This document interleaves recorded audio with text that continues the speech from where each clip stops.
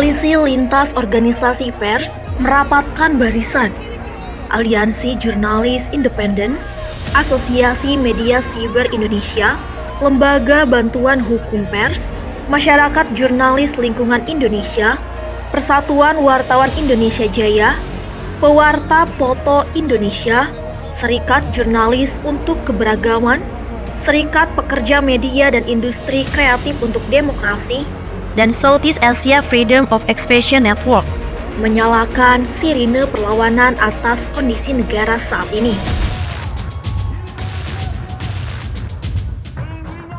Mereka menilai demokrasi di Indonesia sedang terancam.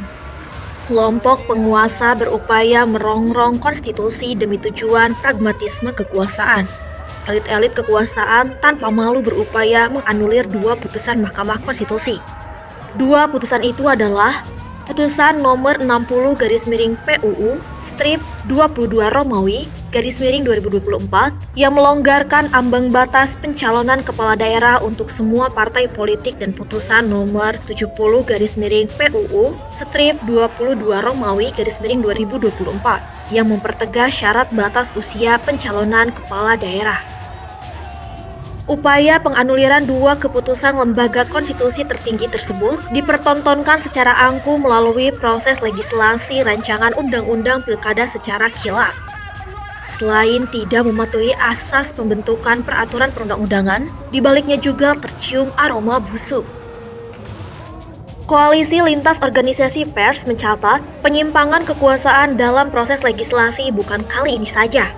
Beberapa regulasi krusial yang mulus dikebut dalam waktu singkat, seperti Undang-Undang Cipta Kerja, Undang-Undang Minerba, revisi Undang-Undang KPK, dan Undang-Undang Ibu Kota Negara tanpa asas transparansi dan partisipasi masyarakat.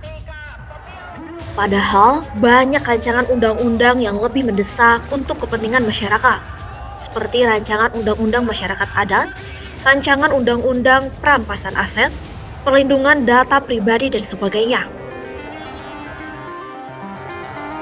Di tengah situasi itu, peran pers dan jurnalis sebagai pilar keempat demokrasi tidak boleh lagi melunak pada upaya-upaya kekuasaan yang hendak melumpuhkan demokrasi.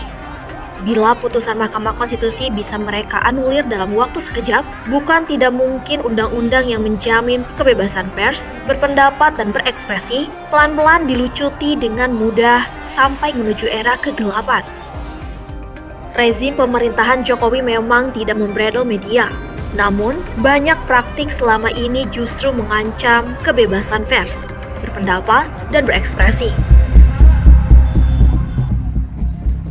Kekerasan terhadap jurnalis terus meningkat.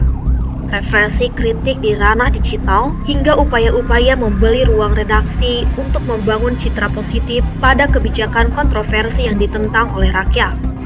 Untuk itu, Koalisi Lintas Organisasi Pers menyatakan bahwa saat ini demokrasi di Indonesia terancam dan pers wajib membelanya.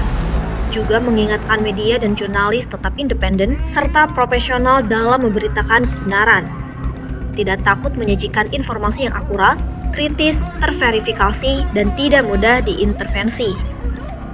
Koalisi Lintas Organisasi Pers pun mengingatkan pemerintah untuk menjamin pelindungan media dan jurnalis dalam menjalankan kerja jurnalistik, melaporkan informasi kepada publik. Pemerintah juga harus menjamin kebebasan berpendapat dan berekspresi warga negara dengan tidak merepresi pendapat dan kritik di berbagai kanal, termasuk ruang digital.